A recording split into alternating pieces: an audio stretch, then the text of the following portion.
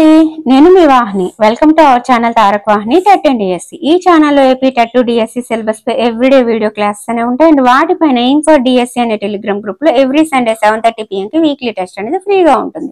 ఇంకా ఎవరైనా ఛానల్ ని సబ్స్క్రైబ్ చేసుకోకపోతే వెంటనే సబ్స్క్రైబ్ చేసుకోండి. ఇప్పటి వరకు మనం ప్రతి సబ్జెక్ట్ లో చాలా క్లాసెస్ అనేవి కంప్లీట్ చేసుకున్నాము.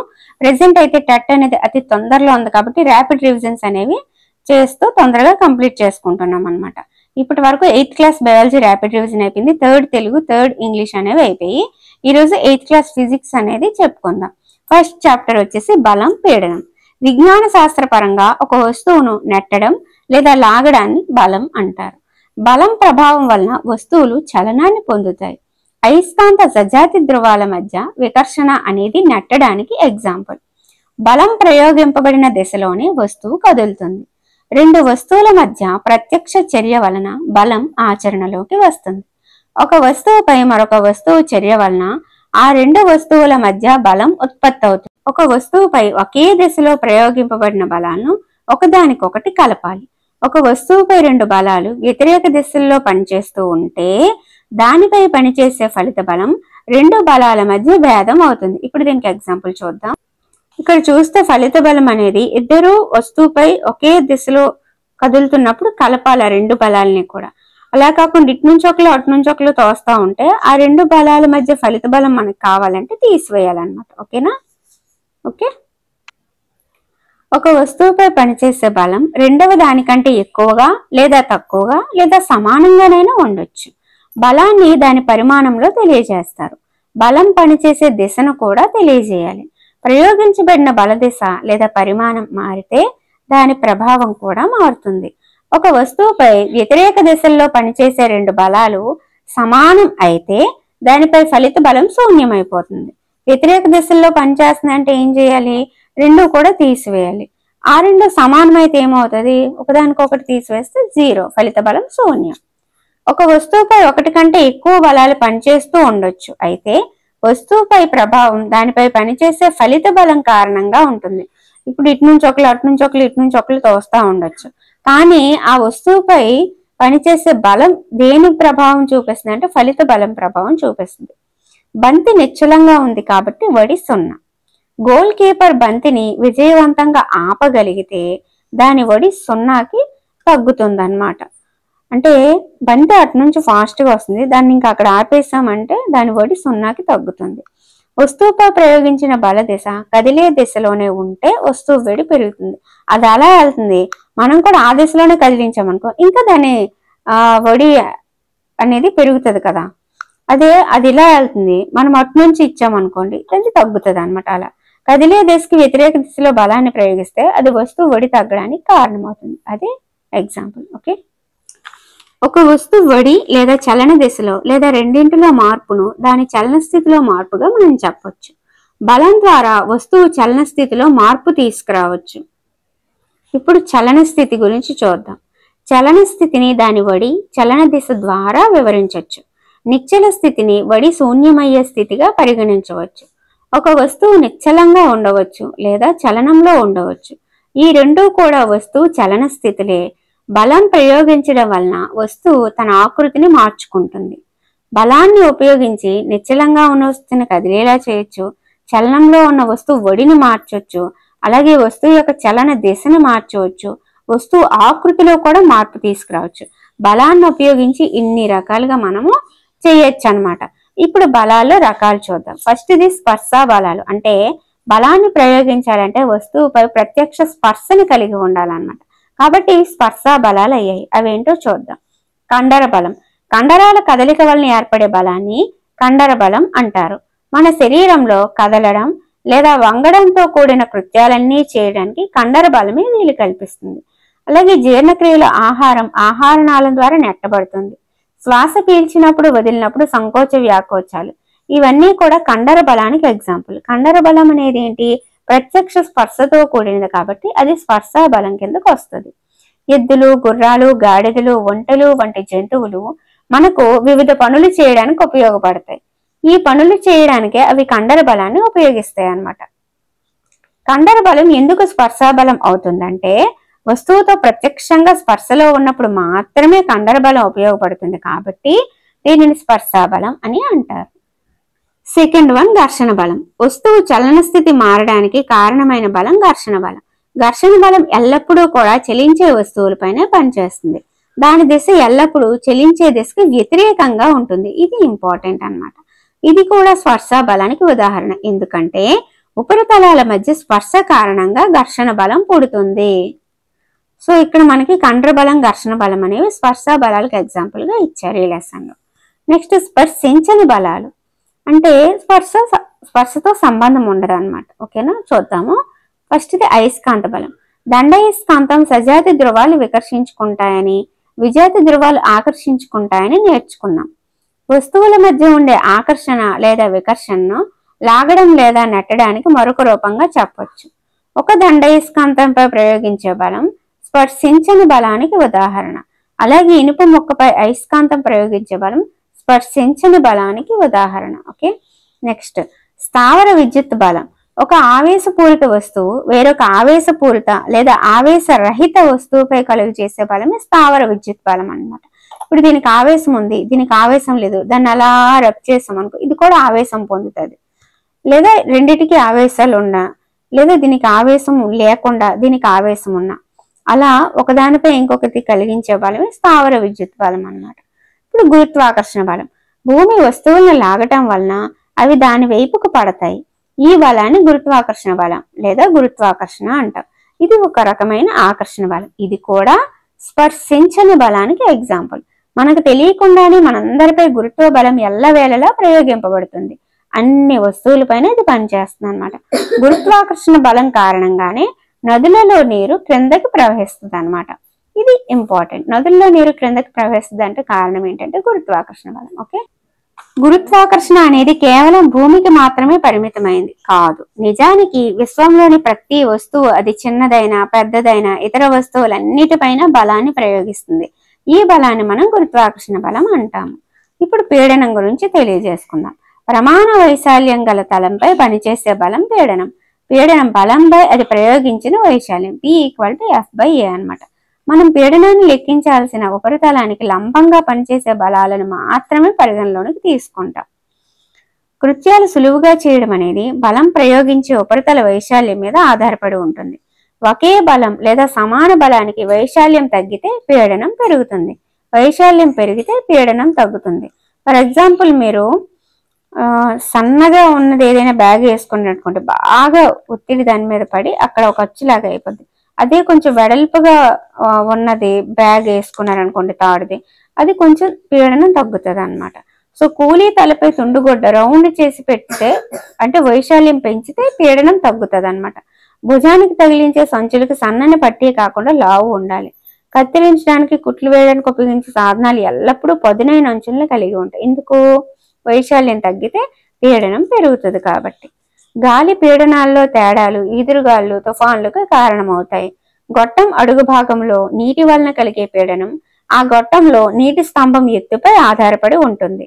ద్రవం పాత్ర గోడలపై పీడనాన్ని కలిగిస్తుంది. ద్రవాలు ఒకే లోతు వద్ద సమాన పీడనాన్ని కలిగిస్తాయి. వాయువులు కూడా వాటి పాత్ర గోడలపై పీడనాన్ని కలుగజేస్తాయి. గాలి వలన కలిగే పీడనాన్ని ఏమంటారంటే వాతావరణ పీడనం అంటారు. ప్రమాణ వైశాల్యం గల స్తూపాకార పాత్రలోని గాలిపై పనిచేసే గురుత్వాకర్షణ బలమే వాతావరణ పీడనం అవుతుంది. ఇక్కడ మనకి ఒక సక్కర్ ఉంది, ఆ చెయ్యి బొమ్మ వేసి చూసారా? ఆ సక్కర్ని నొక్కినప్పుడు దాని కప్పు ఉపరితలం మధ్య ఉన్న చాలా గాలి బయటికి వెళ్ళిపోతుంది. రబ్బర్ సక్కర్ ఉపరితలంపై నొక్కడం అన్నమాట ఈ పిక్చర్. వాతావరణ పీడనం దానిపై పనిచేయడం వలన సక్కర్ ఉపరితలం మీద అంటుకుంటది అనమాట. సక్కర్ను ఉపరితలం నుండి లాగాలంటే ప్రయోగింపబడిన బలం వాతావరణ పీడనం కంటే ఎక్కువ ఉండాలి. సక్కర్ ఉపరితలానికి మధ్య గాలి లేదనుకో అప్పుడు ఏమవుతుంది? ఎప్పటికీ కూడా మనం దాన్ని బయటికి లాగలేమన్నమాట. సో దాంట్ లోపల గాలి ఉన్నప్పుడు మనం వాతావరణ పీడనానికి కంటే కొద్దిగా ఎక్కువగా బలం ఉపయోగించి దాన్ని తీసేయగలం అనమాట. పూర్తిగా గాలి లేదనుకో ఇంకే ఎలా ఉండిపోతాయి, అతుక్కుపోతాయి అనమాట, బయటికి రావు. సో దానికోసమే మనకి ఒక గుర్రాలకి వేసి ఈ ఒక మీకు తెలుసా అని చెప్పి ఇక్కడ ఇచ్చారు. తర్వాత మనం తెలుసుకుందాము గాలి లేకపోతే ఏమవుతుంది అనేది. ఇప్పుడు చూద్దాం. గాలి స్తంభం వల్ల కలిగే బలం అంటే వాతావరణం అంత ఎత్తు ఉన్న 225 kgలు ద్రవ్యరాశి గల వస్తువుపై పనిచేసే గురుత్వ బలానికి దాదాపు సమానం అన్నమాట. ఈ గురుత్వాకర్షణ బలం వల్ల మనం నలిగిపోకుండా ఉండటానికి కారణం ఏంటంటే మన శరీరంలోని పీడనం కూడా వాతావరణ పీడనానికి సమానంగా ఉండి బయట నుంచి వచ్చే పీడనాన్ని సమతుల్యం చేస్తుంది. ఇప్పుడు చాలా మందికి ఒక డౌట్ ఉంటుంది, గురుత్వాకర్షణ బలం అనేది పనిచేస్తుంది కదా, మనం కూడా మన మీద కూడా ఒత్తిడి పడాలి కదా, ఎందుకు మన మీద ప్రెజర్ ఉండదు అని చెప్పంటే, మన ఏదైతే మనకి ఒంట్లో మన శరీరంలో పీడనం అనేది ఉందో అది వాతావరణ పీడనానికి ఈక్వల్ గా ఉంటది అనమాట. కాబట్టి బయట నుంచి వచ్చే పీడనాన్ని సమతుల్యం చేస్తుంది. సో ఆ ఆకర్షణకి మనము లోను కామన్నమాట. ఓకే, మీకు తెలుసా 17వ శతాబ్దానికి చెందిన ఒట్టో వాన్ గెరిక్ అనే జర్మన్ శాస్త్రవేత్త పాత్ర నుండి గాలిని బయటికి తీసే పంపును కనిపెట్టాడు. ఈ పంపు సహాయంతో అతను గాలి పీడనం బలాన్ని నాటకీయంగా ప్రదర్శించాడు. అతను ఒక్కొక్కటి 51 సెంటీమీటర్ల వ్యాసం కలిగిన 2 బోలు లోహ అర్ధగోళాలను జత చేసి వాటి నుండి గాలిని పంపుతో తీసేశాడు. అప్పుడు అతను వాటిని వేరు చేయడానికి ప్రతి అర్ధగోళానికి 8 గుర్రాలను విడివిడిగా కట్టాడు. వాయుపీడన అధిక బలం వలన అర్ధగోళాలు వేరు కాలేదు. 8 గుర్రాలు ఇటు 8 అటు 8 కట్టినా సరే అవి వేరు కాలేదు, ఎందుకంటే అటు మధ్యలో గాలి లేదు. ఇది దానికి ఎగ్జాంపుల్ అనమాట. ఇందాక చెప్పాను కదా, ఇది బయటికి రావాలంటే మధ్యలో గాలి ఉండాలి, లేదంటే మనం ఎంత బలం ప్రయోగించినా అది బయటికి తీయలేము అని చెప్పి. సో దానికి ఇక్కడ మీకు తెలుసా అని చెప్పి గాలిని బయటికి తీసే పంపును కనిపెట్టిన అతని గురించి కూడా చెప్పడం జరిగింది. ఓకే, బలానికి ఫార్ములా F = ma అని మీకు తెలుసు. M అంటే ద్రవ్యరాశి, A అంటే త్వరణం అనమాట. బలం = ద్రవ్యరాశి ఇంటూ త్వరణం. ప్రమాణాలు CGSలో అయితే గ్రామ్ సెంటీమీటర్/సెకండ్ స్క్వేర్, SI అయితే కేజీ మీటర్/సెకండ్ స్క్వేర్, CGSలో డైన్ అని అంటాం, SIలో న్యూటన్ అని అంటాము. ఒక న్యూటన్ అనేది 10⁵ డైన్స్ కి సమానం. ఒక డైన్ అంటే 10⁻⁻5 న్యూటన్ అనమాట. బలం అనేది ఒక సదిశ రాశి. ఈ ఫలిత బలం గురించి ఇందాక చెప్పాను కదా. సో ఇక్కడతో మనకి ఫస్ట్ చాప్టర్ అనేది పర్ఫెక్ట్ గా కంప్లీట్ అయిపోయింది. సెకండ్ చాప్టర్ ఘర్షణ. ఘర్షణ అనేది 2 ఉపరితలాల మధ్య సాపేక్ష చలనాన్ని వ్యతిరేకిస్తుంది అనమాట. ఘర్షణ బలం ఎల్లప్పుడూ అనువర్తిత బలాన్ని వ్యతిరేకిస్తుంది. పుస్తకం బల్ల ఉపరితలాల మధ్య ఘర్షణ బలం పనిచేస్తుంది. ఇప్పుడు ఒక టేబుల్ మీద, ఇదే టేబుల్ అనుకోండి, టేబుల్ మీద బుక్ పెట్టాను, దీని మీద ఏ బలం ప్రయోగించబడుతుంది అంటే ఘర్షణ బలం. స్ప్రింగ్ త్రాసు అనేది ఒక వస్తువుపై ప్రయోగించబడిన బలాన్ని కొలవడానికి వాడే పరికరం. స్ప్రింగ్ సాగుదలను గ్రాడ్యుయేట్ స్కేల్ పై కదిలే సూచిక ద్వారా కొలుస్తారు. స్కేల్ పై ఉన్న రీడింగ్ బలం పరిమాణాన్ని తెలియజేస్తుంది. స్పర్శలో ఉన్న 2 అసమరీతుల తలాల వలన ఘర్షణ ఏర్పడుతుంది. చాలా నునుపుగా కనిపించే ఆ ఉపరితలాలు కూడా పెద్ద సంఖ్యలో అసమరీతుల్ని కలిగి ఉంటాయి. ఏదైనా ఉపరితలాన్ని కదిలించాలంటే వాటి మధ్య గల అంతర్బంధాల్ని అధిగమించడానికి బలాన్ని ప్రయోగించాలన్నమాట. ఇప్పుడు ఈ బుక్ ఉంది, ఇక్కడ ఇది ఉంది, దీని మధ్య ఘర్షణ బలం పనిచేస్తుంది, అది అంతర్బలం ఉంది. సో దాన్ని అధిగమించాలంటే మళ్ళీ ఇంకొక బలాన్ని మనం ఇవ్వాలన్నమాట. సో ఏదో బయట నుంచి ఒక బలం వస్తే తప్పితే అక్కడ నుంచి కదలదు. ఉపరితలం గరుకుదనం పెరిగితే ఘర్షణ బలం ఎక్కువగా ఉంటుంది. ఇది గరుగ్గా ఉందనుకో ఘర్షణ ఎక్కువగా ఉంటుంది, బుక్ ఇక్కడ ఉండిపోద్ది. అదే సాఫ్ట్ గా ఉందనుకో జారిపోద్ది. జత ఉపరితలాలపై ఘర్షణ ఆ ఉపరితల నునుపుదనంపై ఆధారపడి ఉంటది అనమాట. ఘర్షణ అనేది 2 ఉపరితలాలు ఒకదానికొకటి ఎంత గట్టిగా నొక్కబడి ఉంటాయి అనే దాని మీద ఆధారపడి ఉంటుంది. ఉపరితలాలను గట్టిగా నొక్కితే ఘర్షణ బలం పెరుగుతుంది. మనం ఒక వస్తువును నిశ్చల స్థితి నుండి కదిలించడానికి ప్రయత్నించినప్పుడు స్థైతిక ఘర్షణ పనిచేస్తుంది. ఒక వస్తువు మరొక దానిపై జారుతున్నప్పుడు జారుడు ఘర్షణ పనిచేస్తుంది. జారుడు ఘర్షణ స్థైతిక ఘర్షణ కంటే తక్కువగా ఉంటుంది. నిశ్చల స్థితిలో ఉన్నదానికి కదిలించేదానికంటే జారుతూ ఉండేటప్పుడు జారుడు ఘర్షణ ఈజీగా ఉంటది కదా, కాబట్టి జారుడు ఘర్షణ స్థైతిక ఘర్షణ కంటే తక్కువ. నిశ్చల స్థితిలో ఉన్నప్పుడు కంటే అప్పటికే చలనంలో ఉన్న పెట్టిని కదిలించడం సులభం కదా, ఈ రెండింటికి ఇది ఎగ్జాంపుల్ అనమాట. ఇలా ఉన్నదాన్ని కదిలించడం కంటే అలా ఆల్రెడీ జారుతూ ఉన్నదాన్ని కదిలించడం ఈజీ కదా, అదే జారుడు ఘర్షణ స్థైతిక ఘర్షణకు ఉన్న డిఫరెన్స్ అనమాట. స్థైతిక ఘర్షణ అన్నాడంటే నిశ్చల స్థితి నుంచి కదిలించడానికి ఉపయోగించేది అని గుర్తుపెట్టుకోవాలి. ఓకే, శుద్ధ కణాలు బోర్డుపై అతుక్కుంటాయి. అప్పుడు ఘర్షణ ఎక్కడ ఉంది? బోర్డుకి శుద్ధ ముక్కి మధ్యలో ఉంది. ఒక వస్తువు కదలడం మొదలైనప్పుడు ఘర్షణ లేనట్లయితే అది ఎప్పటికీ ఆగదు. ఘర్షణ లేకుండా ఏ భవనాన్ని కూడా మనం నిర్మించలేమన్నమాట. ఘర్షణ లేకుండా గోడకు మేకును కొట్టలేము, లేదా ఒక ముడిని వెయ్యలేము. మన అనేక కార్యకలాపాలకు ఘర్షణ ముఖ్యమైనది. ఉపరితలాన్ని గరుగ్గా చేయడం ద్వారా ఘర్షణ పెంచవచ్చు. ఘర్షణను పెంచడానికి బోట్ల అడుగు భాగం, వాహనం టైర్లు, గాడులను కలిగి ఉంటాయి. ఘర్షణ కొన్నిసార్లు అవాంఛనీయమైంది, అంటే ఘర్షణ ఒక అనర్థం కూడా. ఇది స్క్రూలు, బాల్ బేరింగ్లు లేదా బోట్లు అడుగు భాగం అంటే అరగదీసేస్తుంది అనమాట. రైల్వే కాలినడకన వంతెనలపై అరిగిపోయిన మెట్లు ఘర్షణ వలన అరిగిపోయినవే. ఘర్షణ వేడిని కూడా ఉత్పత్తి చేస్తుంది. ఒకసారి మీ అరచేతులను గట్టిగా రుద్దినప్పుడు, మిక్సీ జార్ యూజ్ చేసే కొన్ని నిమిషాలు, అగ్గిపొల్ల, ఇవన్నీ కూడా గరుకుదనం మీద ఆధారపడి ఉంటాయి అన్నమాట. ఒక యంత్రాన్ని వినియోగించినప్పుడు అది ఉత్పత్తి చేసే ఉష్ణం చాలా శక్తిని వృధా చేస్తుంది. ఘర్షణను పెంచడం, తగ్గించడం. ఘర్షణను పెంచేవేవో చూద్దాము. బ్రేక్ సిస్టంలో బ్రేక్ ప్యాడ్లను యూజ్ చేసి పెంచవచ్చు. జిమ్నాస్ట్లో మెరుగైన పట్టు కోసం ఘర్షణను పెంచడానికి వారి చేతులపై కొన్ని గరుకు పదార్థాలను రాసుకుంటారు. బోట్ల అడుగు భాగం టైర్లపై గాడుల్లో ఘర్షణ పెంచుతాయి. ఇప్పుడు ఘర్షణను తగ్గించేవి చూద్దాం. క్యారమ్ బోర్డుపై పౌడర్ చల్లడం ద్వారా తగ్గించవచ్చు. సైకిల్, మోటార్ మెకానిక్ ఈ యంత్రాలు కదిలే భాగాల మధ్య గ్రీజును ఉపయోగిస్తారు. నోట్: ఘర్షణ తగ్గించే పదార్థాలను ఏమంటారంటే కందెనలు అంటారు. కొన్ని యంత్రాల్లో నూనెను కందెనగా ఉపయోగించడం మంచిది కాదు. కదిలే భాగాల మధ్య గాలి దిండు ఘర్షణను తగ్గించడానికి ఉపయోగించబడుతుంది. ఘర్షణను పూర్తిగా తొలగించలేం. ఏ ఉపరితలము సంపూర్ణంగా నునుపైంది కాదు. కొన్ని ఎత్తుపలాలు ఎప్పుడూ ఉంటాయి అన్నమాట. కాబట్టి పూర్తిగా మనము తొలగించలేము. చక్రాలు ఘర్షణను తగ్గిస్తాయి. ఇప్పుడు ఘర్షణలో ఇంకొక టైప్ ఏంటంటే దొర్లుడు ఘర్షణ. ఒక వస్తువు మరొక వస్తువు ఉపరితలంపై దొర్లుతున్నప్పుడు దాని కదలికకు ఉండే నిరోధకతనే దొర్లుడు ఘర్షణ అంటారు. దొరలడం అనేది ఘర్షణని తగ్గిస్తుంది అనమాట. ఇప్పుడు జారడం కంటే దొరలడం ఈజీ కదా. ఫర్ ఎగ్జాంపుల్, ఒక సూట్ కేస్ బ్యాగ్ ఉంది, దాన్ని ఇలా జారేసే కంటే దాని కింద చక్రాలు పెట్టేసి ఇలా దొర్లించుకుంటూ వెళ్ళిపోతే ఈజీ అయిపోతుంది. అంటే మనకి దీన్ని బట్టి ఏమర్థమైంది, ఈ స్థైతిక ఘర్షణ కంటే జారడం ఈజీ, జారడం కంటే దొరలడం ఈజీ అని అర్థమైంది. ఓకే, దొర్లు ఘర్షణ స్థైతిక ఘర్షణ కంటే తక్కువ కాబట్టి బాల్ బేరింగ్లను ఉపయోగించడం ద్వారా జారడానికి బదులు దొర్లేటట్లు చేయొచ్చు అనమాట. చక్రాల మధ్య భాగం, సీలింగ్ ఫ్యాన్లు, సైకిల్ ఇరుసుల మధ్య బాల్ బేరింగ్లు యూజ్ చేస్తారు. ఈ బాల్ బేరింగ్లు అనేవి ఘర్షణను తగ్గిస్తాయి. ఇప్పుడు ప్రవాహి ఘర్షణ చూద్దాం. మనం ఇప్పటివరకు ఏం చూసాం? స్థైతిక, జారుడు, దొర్లుడు చూసాం. ఇప్పుడు ప్రవాహి ఘర్షణ. ప్రవాహులు ఉపయోగించే ఘర్షణ బలాన్ని డ్రాగ్ అంటారు లేదా ప్రవాహి ఘర్షణ అని అంటారు. ప్రవాహులు అంటే ఏంటి? వాయువులు, ద్రవాలు, సాధారణ పేరే ప్రవాహులు అనమాట. సో ఆ ప్రవాహి ఘర్షణకి ఇంకో పేరంటే డ్రాగ్. ఓకే, గాలి చాలా తేలిగ్గా, పల్చగా ఉంటుందని మీకు తెలుసు. అయినప్పటికీ దాని గుండా కదిలే వస్తువులపై ఘర్షణ బలం ప్రయోగిస్తుంది. అదే విధంగా నీరు, ఇతర ద్రవాలు కూడా. ప్రవాహిలోని వస్తువుపై ఘర్షణ బలం ప్రవాహితో సంబంధించి దాని సాపేక్ష వేగంపై ఆధారపడి ఉంటుంది. ఘర్షణ బలం వస్తువు ఆకృతి, ప్రవాహి స్వభావంపై ఆధారపడుతుంది. ప్రకృతిలో పక్షులు, చేపలు నిరంతరం ప్రవాహుల్లో చెలిస్తుంటాయి. వాటి శరీరాలు ఘర్షణను అధిగమించడంలో తక్కువ శక్తిని కోల్పోయేలా ఆకారాలను పొంది ఉంటాయి.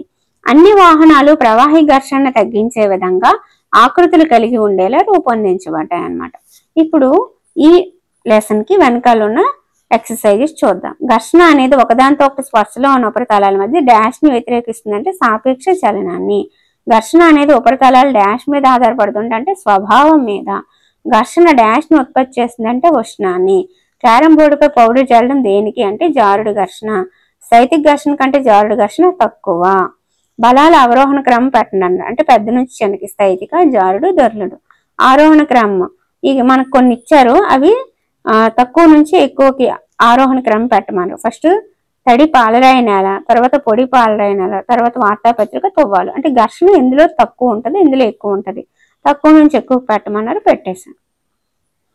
మీ రైటింగ్ డెస్క్ కొద్దిగా వంగి ఉందని అనుకుందాం. దానిపై ఉంచిన పుస్తకం కిందకి జారడం ప్రారంభమైనప్పుడు దానిపై పనిచేసే ఘర్షణ బలం దిశ బుక్కి వ్యతిరేక దిశ.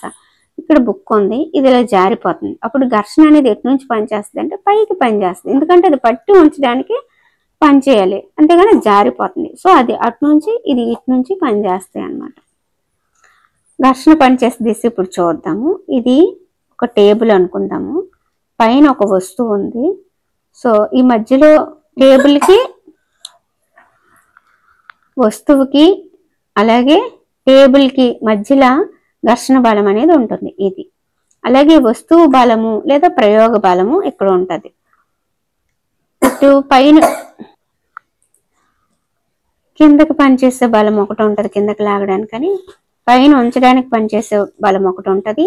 స్టేబుల్గా టేబుల్ మీద ఉంచడానికి పనిచేసే బలం ఒకటి ఉంటుంది.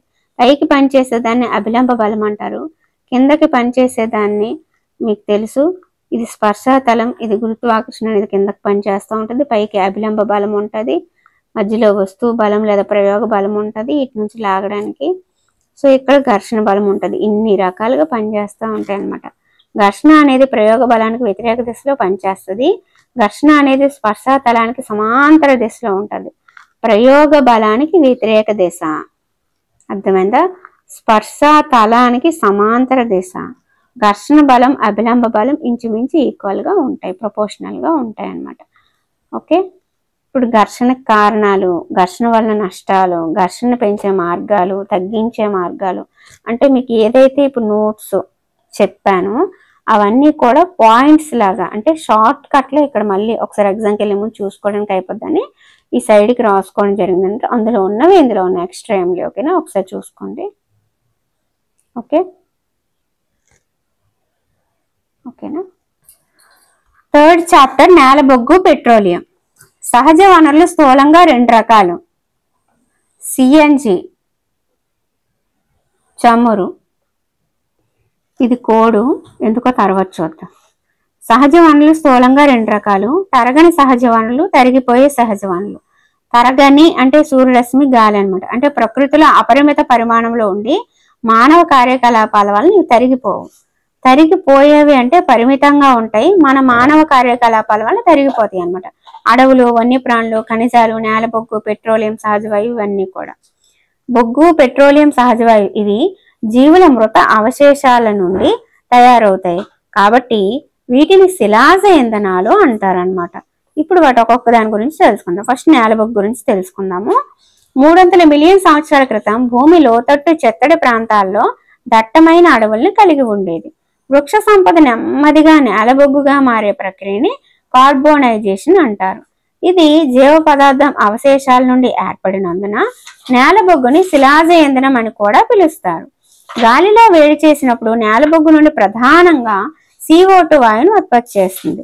నేల బొగ్గును పారిశ్రామికంగా శుద్ధి చేయడం వలన కోకు, కోల్తారు, కోల్ గ్యాస్ వంటి ఉపయుక్తమైన పదార్థాలను తయారు చేస్తారు. Coke, coal tar, coal gas.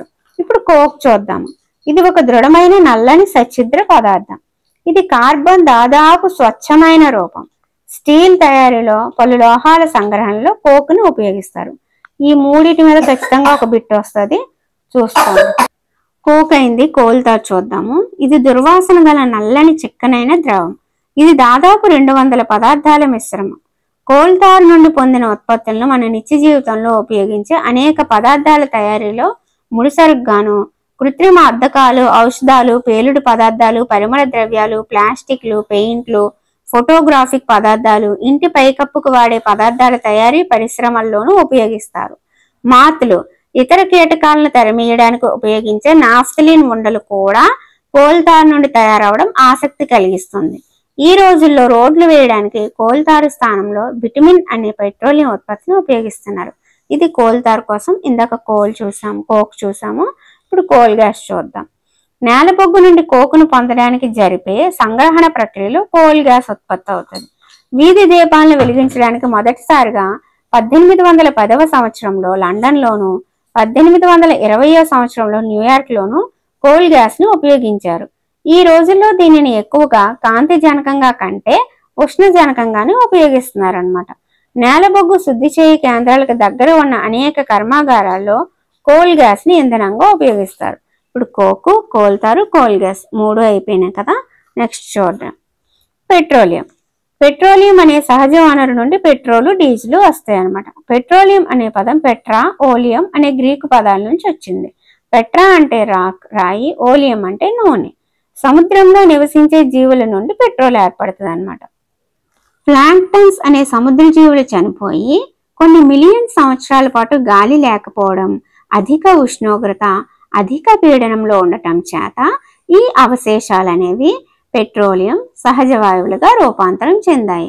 Petroleum oil gas కలిగి ఉన్న పొర నీటి పైన ఉంటది అన్నమాట.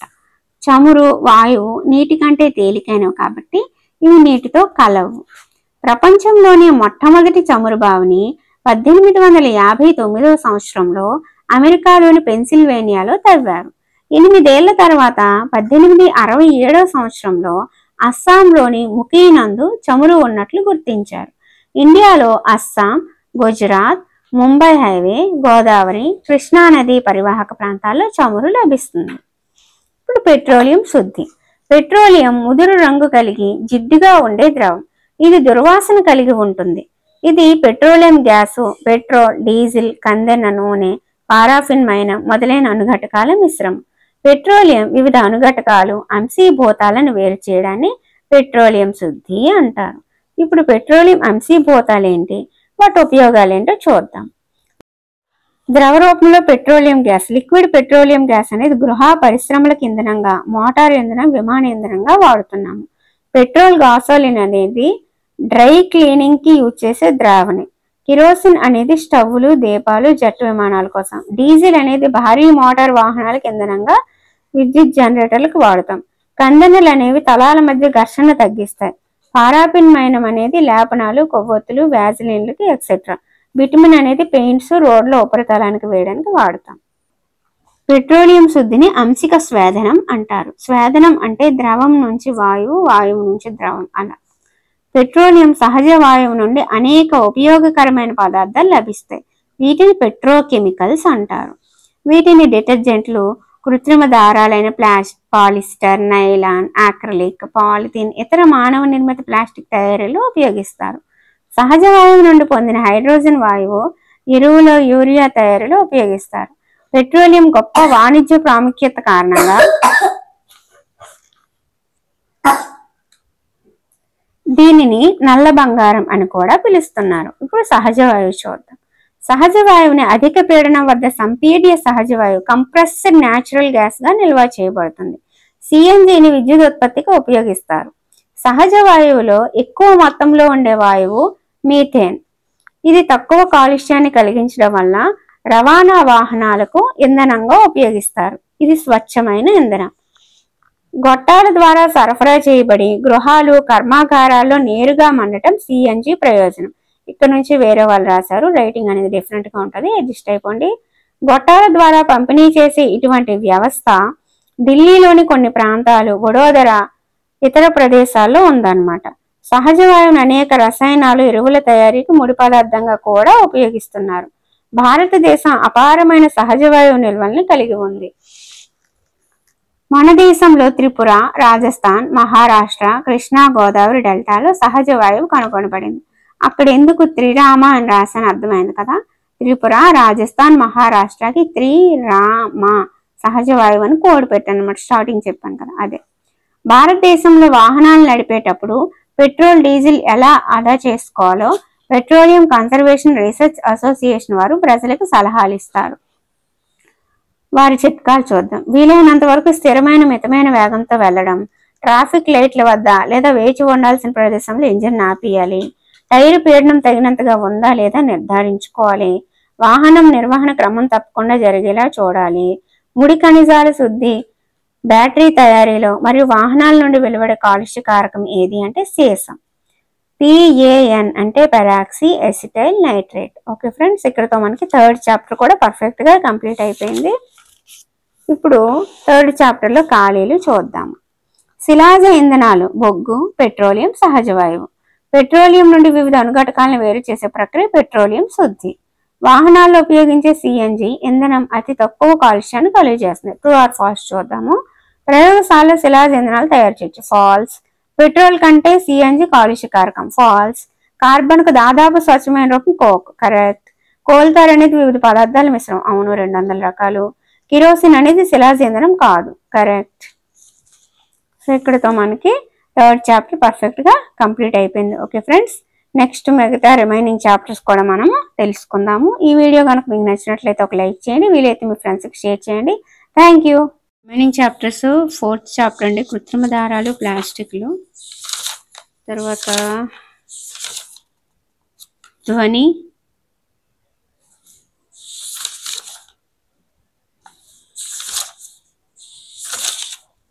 ధ్వనిలో ఖాళీలు, అలాగే కొన్ని సమ్స్ కూడా ఇచ్చారు ధ్వనికి సంబంధించి. అవన్నీ కూడా మనం నెక్స్ట్ వీడియోలో తెలుసుకుందాం. అలాగే పదార్థాలు, లోహాలు, అలోహాలు. ఇది నాకైతే 2 డేస్ పట్టింది అనమాట, అంటే అర్థం చేసుకొని రాయడానికి. సో ఇదంతా కూడా మీకు క్లియర్గా ఇవన్నీ కూడా మీకు నెక్స్ట్ వీడియోలో అయితే నేను తెలియజేస్తాను. ఓకేనా, ఇంతటితో మనకి సమ్ 1 అయితే కంప్లీట్ అవుద్ది అనుకుంటున్నాను. అలాగే వెనక ఇచ్చిన ఖాళీలు ఇలాంటి పట్టికలు అన్నీ కూడా ఫిల్ చేశాను, అవన్నీ కూడా మనము తెలుసుకుందాం. ఓకే.